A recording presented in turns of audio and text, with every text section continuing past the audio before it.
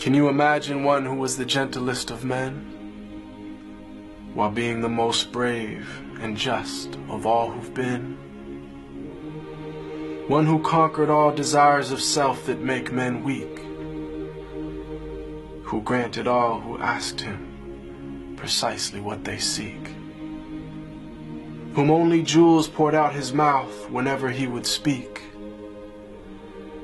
who was the gem amongst the stones of men who shined unique. A selflessness and generosity that some would say was merely myth until they had seen one of the lovers of his way, who used to mend his sandals, used to patch his clothes, who used to serve his family whenever he was home, who had a noble shyness, not gazing long upon a face, who honored all he ever met, be he king or be he slave, who always felt himself at home the most amongst the poor, who never angered for himself, but only for his Lord, always just, always truthful, conscious of the one,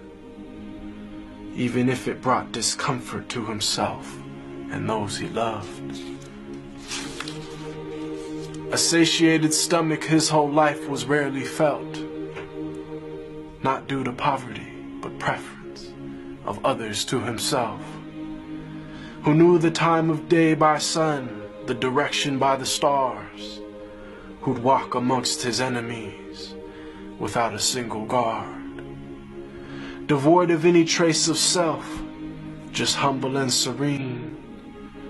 eloquent but not verbose, just precisely what he means, whom all within his company felt light and sacred cheer, whom there was not a thing within creation that he feared, who loved to play with children and run races with his wives, who joined the festivities and honor customs of all tribes. When people yelled and lost their cool around him, he was calm, who asked forgiveness for his enemies, even as they did him wrong, who kept a goat he'd milk himself for people in his house, whose wives, when asked about him, said he was the perfect spouse, who never looked down on a pauper or flattered once a prince, who called every soul unto the one without even a flinch. Every single gorgeous trait of character he had, of noble lineage, yet he was the orphan of his clan, one imbued with wisdom and piercing inner sight, yet he was the unlettered one, who'd neither read nor write. All knowledge and trait of character unflawed were placed inside his very being directly by Allah.